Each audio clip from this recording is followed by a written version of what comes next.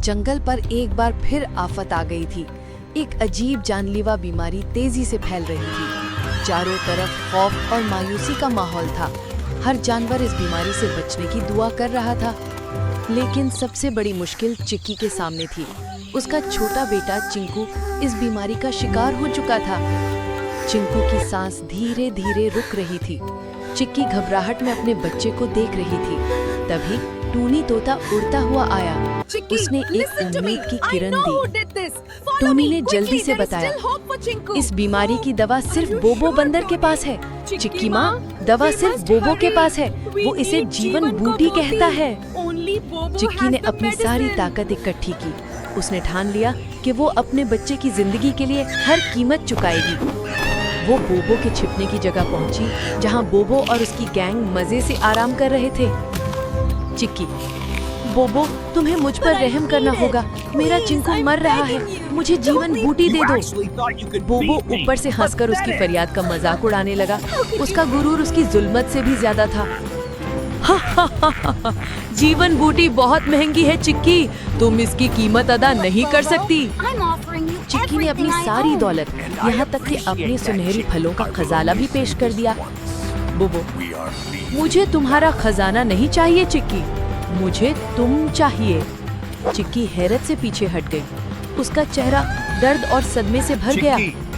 बोबो ने कहा, मेरा सौदा सुनो, तुम हमेशा के लिए ये जंगल छोड़ दोगी और इसके बाद तुम मेरी और मेरी गैंग की गुलाम बन जाओगी। चिक्की का दिल टूट गया।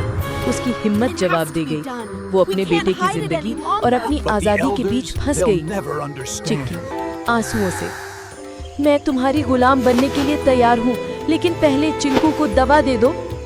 बोबो खुशी से उछल पड़ा। उसकी जीत हो चुकी थी। उसने मोबो को जीवन बूटी देने को कहा। चिक्की ने एक पल भी जाया न किया। वो तेजी से दवा लेकर चिंकू के पास उड़ गई। उसने दवा अपने बेटे को दी। जैसे ही चिंकू ने दवा पी, उसकी आंखें खुल गईं। वो ठीक हो रहा था। चिक्की रोते हुए, मेरा बेटा, तुम ठीक हो गए। खुशी के इस लम्हे में भी चिक्की का दिल गम से भरा हुआ था। उसे बोबो के पास वापस जाना था, अपना वादा पूरा करने। अगले दिन चिक्की ने अपना सारा सामान छोड़ा और बोबो के पास वापस पहुंची। बोबो, आओ चिक्की गुलाम, अब से तुम हमारे लिए नए नए फल ढूंढोगी। तुम्हारी आजादी खत्म। चिक्की पुरअज़्म लहजे में, मैंने वादा किया था और मैं उसे पूरा करूंगी। लेकिन बोबो, तुम्हें ये हमेशा याद रखना चाहिए, माँ का कुर्बान होना ही दुनिया की सबसे बड़ी ताकत है और जुल्म हमेशा हारता है। चिक्की ने अपने कुर्बान से बोबो की जीत को उसकी हार बना दिया। बोबो को एहसास हुआ कि उसने एक आजाद रूह को गुलाम बनाकर भी कुछ नहीं जीता। उस दिन माँ की ममता और कुर्बानी ने बोबो के जुल्म को कमजोर कर दिया। चिक्की ने हमेशा के लिए सबको ये सबक दिया कि मोहब्बत से बड़ी कोई कीमत नहीं होती। सबक, माँ की ममता हर मुश्किल से बड़ी और उसका कुर्बान सबसे अजीम। चिक्की की टीम के साथ हर मुश्किल आसान।